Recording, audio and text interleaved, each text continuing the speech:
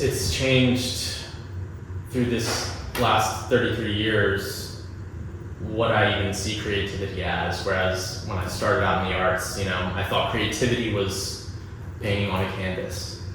But no, creativity is, I would say, how we hydrate the experience of our mental and physical well-being.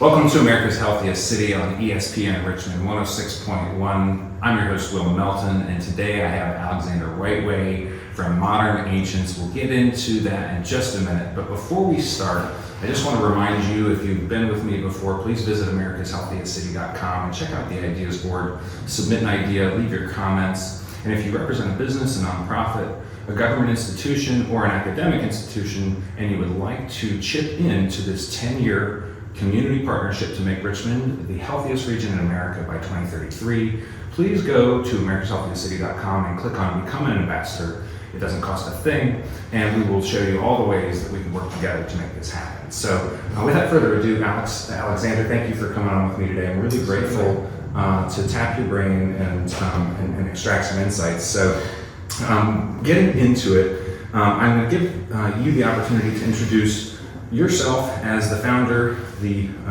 managing partner and CEO of Modern Ancients, and maybe start off with just letting us know, are you a native to Richmond or did you move here at some point? I am native to Richmond. Grew up earlier days in Chesterfield actually, and then moved to Hanover, and then into the city as I went through university at VCU. And family's always been a part of the network here, being that my father co-founded the Virginia Rep, and we have, through the nonprofit communities, always looked to support small businesses, nonprofits, but also see how we interconnect into the larger ecosystem, be it the innovation ecosystem or the education systems and larger enterprises and corporate environments as well, to see how we can further unify our experience through the arts. Well, we are here at Common House today recording, and I just had a conversation with you earlier today that sparked this whole thing, and I think there's no better time to have the conversation. I want to go, before we get too deep into it, I do want to make a comment here that you have experienced the necessity of regionalism, having lived in 3 different localities. Is there anything, one of the things that has happened through this project is originally it was a Richmond-focused project, Richmond City-focused project. And when we launched, there was very clear indicators from folks early that there is appetite for regionalism here. And so I'll give you a chance to respond to that however you feel like it's necessary, and then we'll get into your background a little bit. Well, they say act local, think global. It's kind of the first thing that comes to mind when we talk about regionalism and local activations of our engagement. And it's important because on our journey to connect with the diverse range of minds, people have unique experiences everywhere, and we're all digesting what we're experiencing in ways that are uniquely our own, At the same time, we're a part of this planet and the environments that we have thus far explored and observed. And through that journey, we've been able to understand just how important it is to be here now in this present moment, but also still know that we do matter, each and every one of us, and we create impact through everything we activate as we move throughout the day. So whether we're here in Richmond in a regional state of mind or in a more globally connected appreciation of who we are, it's going to change what we're experiencing. And the more that we're aware of that as we continue to express ourselves, the better off I think we're all going to be. Well, I'm going to give a little shameless plug to Richmond Water because I will say that this is one of those projects where, we said, what can we do here in Richmond? Can we change the way people consume water here in Richmond? And if we can change it here, other people are going to take notice. And so we knew that we don't need to change the world. We just need to change this one little community. So I appreciate that insight. So let's go back. Let's get into the flow state. You're a VCU person. Some would call that a graduate. I'm just going to say VCU person because you had a couple of experiences there. So let's start with fine arts. Your undergraduate major is fine arts. Talk a little bit about that. I know you had some interesting experiences with some really amazing people here in the community. So give us a little background there. Yeah, and I guess the whole modern ancients thing always makes me kind of preface a little bit further back into history and how I maybe arrived into the VCU arts environment. Having grown up, found a great appreciation for the martial arts, obviously the performance arts in general, but there was naturally this occurrence of the more directive masculine arts versus the more feminine arts, and kind of I started to navigate that integration and fell in love with graphic design in high school. I was lucky enough that the public high school in Hanover had a professor who was a graphic design professional, and that took me actually on a short journey to the School of Visual Arts in Manhattan. And there I learned kind of the essentials of design. I then made the decision to go to VCU Fine Arts because I found an interest in continuing to diversify my engagement with different kinds of mediums and understanding sort of the objectiveness of what sometimes seems like a subjective experience. So that led to VCU Fine Arts, painting and printmaking, and I moved through the Merit Studio for about 2 years, made a bunch of friends, and fell in love with tapping in intuitively to what I was feeling in order to navigate how I approached the canvas. That experience became something that people came to love and appreciate. I always got feedback that was like, we actually just like to watch you paint. And what came to be of the visual expression was more of an abstract, surrealist landscape that, in my mind, seek to explore further the connections between masculine and feminine energies and how they begin to formulate at a very abstract perspective of mind meaning in the objective form.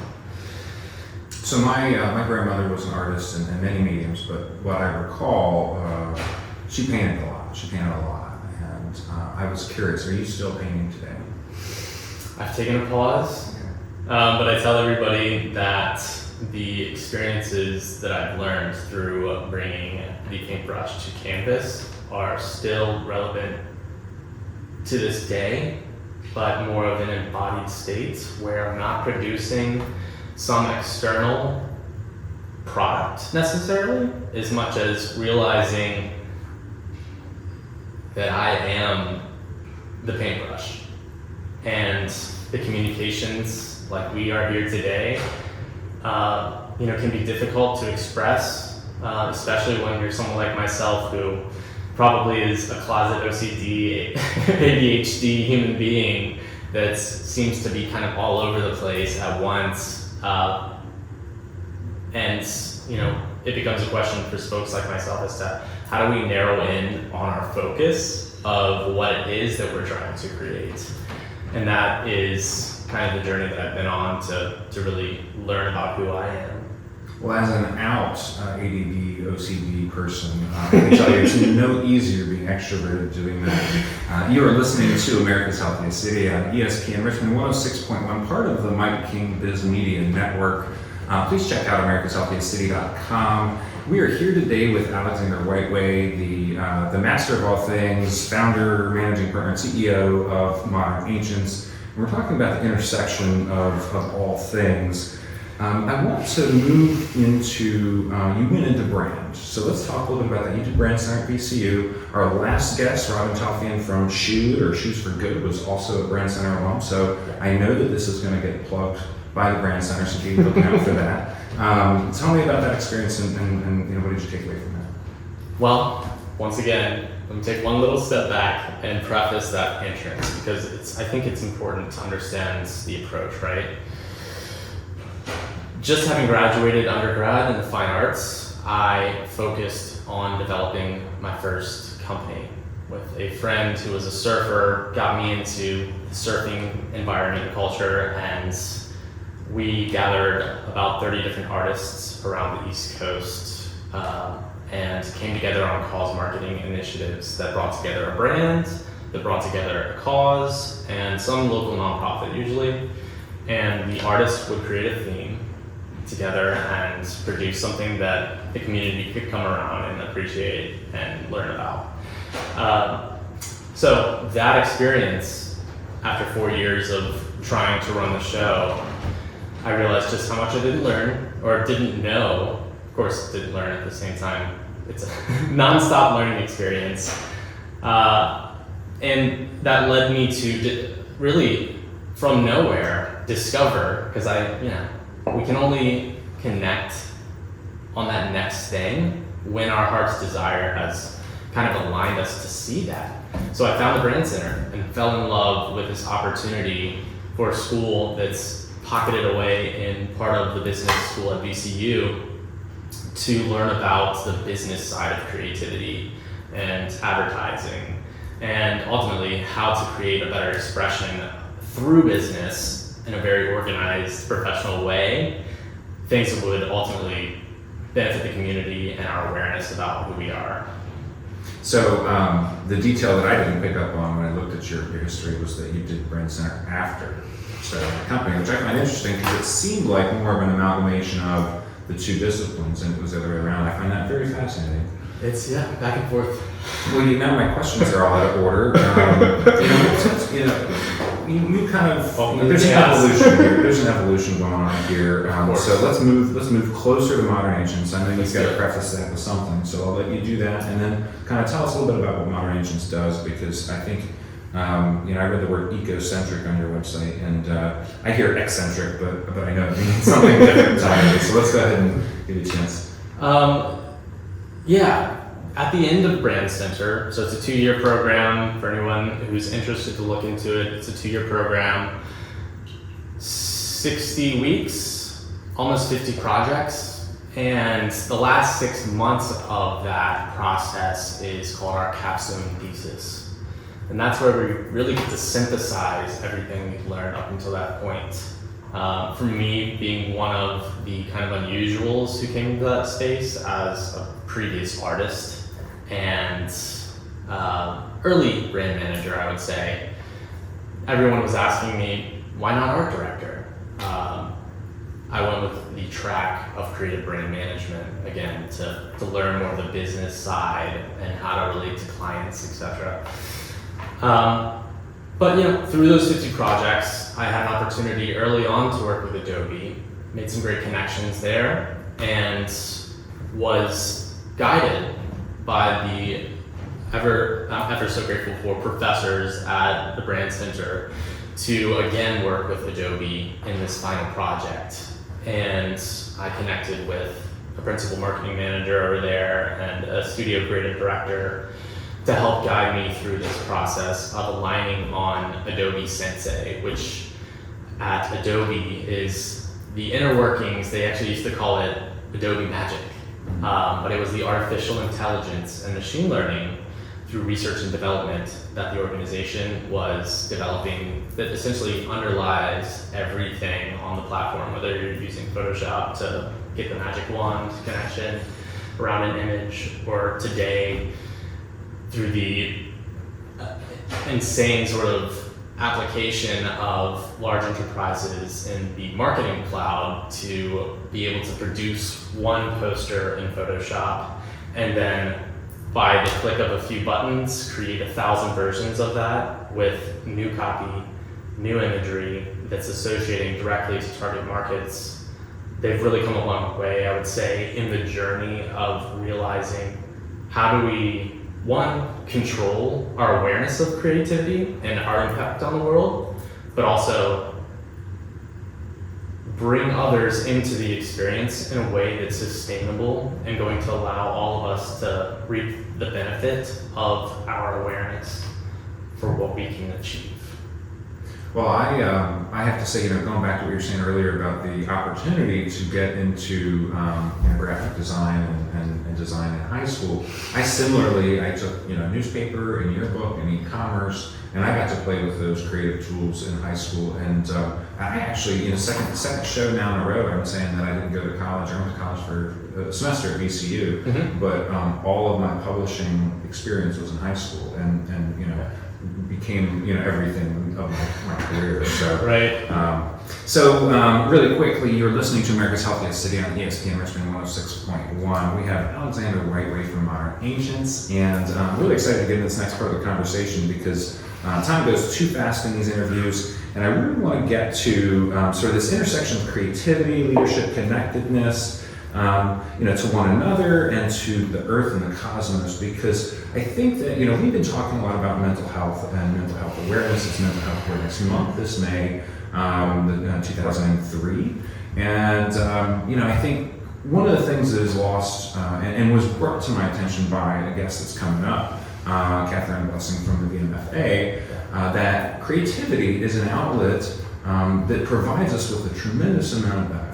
And it provides us with benefit, it provides other people with benefit. So I want to give you the opportunity to talk about what creativity has done for you and how you see that playing a role as you go out and work and co-create with the companies that you work with.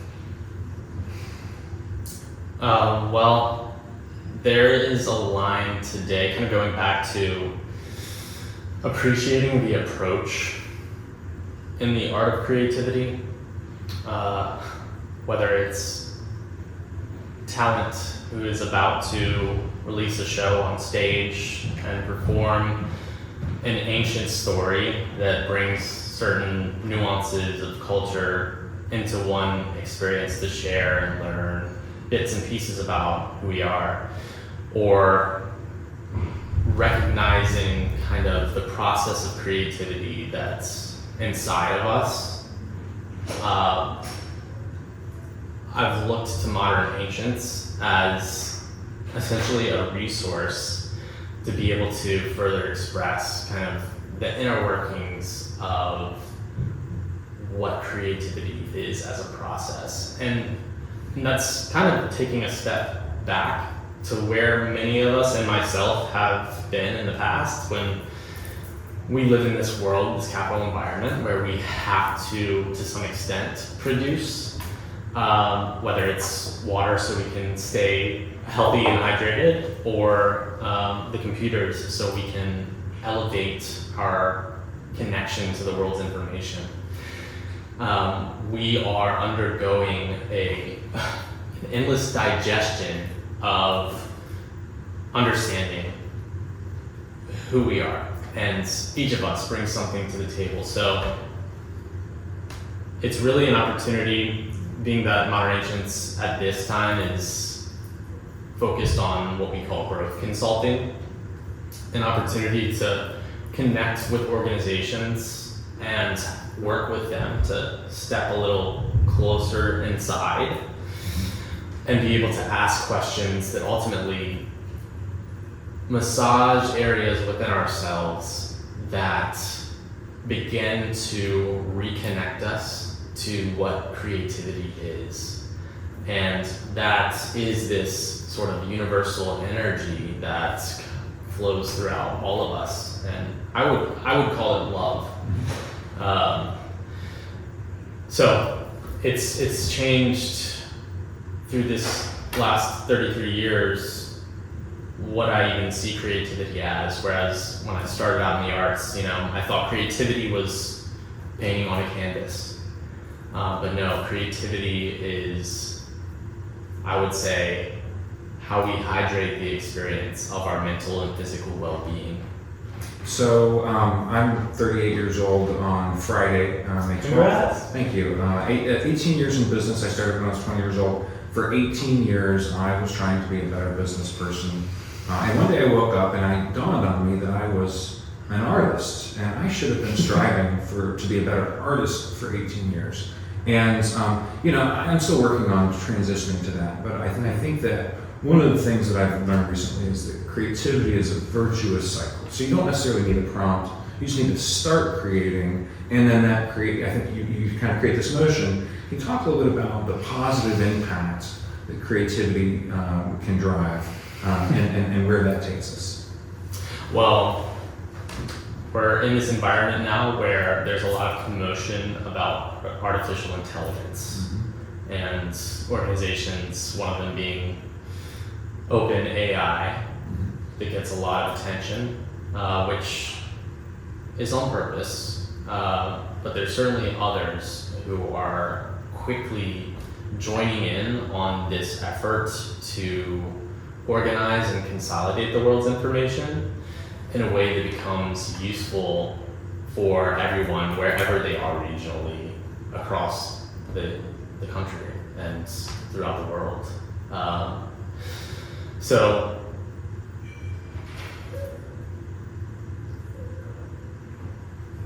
after experiencing my associations, first of all with Adobe through this campaign that was targeting awareness to creative leaders through a campaign called Transform with Sensei, Well-Being Across All Dimensions, I tapped into essentially what I would call a pivotal turning point of my awareness. And some folks might call it self-enlightenment or attainment of your highest self. And that as a journey to recognize how we achieve that level of awareness is something that has to be taken as seriously as it does joyfully, because it's all about movement, and we're doing this together to be able to digest just how incredibly amazing this miracle that life is. It's a lot. And like I said, we've got unique bodies and minds that require a certain path that is unique to anyone else's, and only you can guide that for yourself. Everyone's trying to help. We're always connecting with others to expand our bandwidth, to really open our eyes and see what we're doing here and why we're doing it, what our purpose is, and it's constantly changing and evolving. So creativity is kind of this, thematic expression of that journey, I would say. And it's not, as I think many say, something to fear when we talk about artificial intelligence, although the misalignments when we try to understand something that we've yet to build the body and mind in order to sustain that thing, that connection to source, we would not be able to sustainably do it. And that's where we start to talk about diversity, equity, inclusion, and sustainability at a corporate level to try and communicate holistically solutions that are going to provide the next step for those who are seeking to achieve a greater state of awareness. Well, I would say that there's no better conversation to have when you're talking to America's Healthiest City, because what we believe is that there are many categories of need And if you focus on just one, you're not going to move the needle as far as you need to go. You have to really do it all together. With just a minute left, I want to give you a chance to, if you have any ideas that you want to drop on the ideas board, I'll give you a chance to plug that. If you have anybody that you think we should interview on the show, please plug that. And then, if you would, just tell folks, where can they find you out there in the world so that they can leverage the impact of Modern Ancients. So as far as the idea board goes, what do you see as the greatest purpose, the highest purpose of the idea board? I'd love a reversal here. This is awesome. So I would say that the biggest thing is that we want to show this community that it's not some, marionette, some puppets here that's kind of dictating where we're going, but it's up to all of us to play a part. We can all share in the ideas that this community comes up with, whether that be commenting or exchanging or enhancing or activating. We all can play a part, but only if we know where those ideas are in the community, what those ideas are. Sure, I agree, and this harkens back to the need to create environments where everyone feels like they can express themselves. It's the essence of health, and when we try to come to that one idea, it can be also a lot of pressure, and especially when you're aware of the impact of creativity that you have. So for one idea, as I seek to express that, remember who you are. Does that count? Absolutely. I mean, that's something you got to work out every day. You got to work on that every day. Yes. And so who might I bring on here in the future, and where can folks find you? Gosh, yeah. I mean, again, I'm sure as that we list remember who we are, yeah, we can go on. We recognize just how important each of us play a role in that. Some of those who I've most recently connected with that I've come to appreciate more are Amy Lee McDaniel at Intangible. She is working to establish the blockchain infrastructure here, starting with NFTs and engagement with artists. There's Paul Herlucker at Spring Oaks Capital. He is the CIO working on building a system to consolidate debt so that other folks can be uplifted and really explore their own creativity. There's Charles Merritt at Buddy Adventure Insurance, who's disrupting the insurtech industry and essentially being able to place insurance in environments that seem unsafe to again unlock the capacity of human potential to feel free to explore an adventure. Wow, that's yeah. I've got a lot of work I'll to keep do. going. No, please don't. I'm going to have you back because we've got more work to do. I want to thank you for being on. How do people find you online? We are at Modern Ancients, and that is Modern Ancients, MODERNANCIENTS.com. Check us out there. Thank you. Thank you all so much for tuning in today. This was America's Healthiest City on 106.1 ESPN, part of the Mike King Biz Media Network.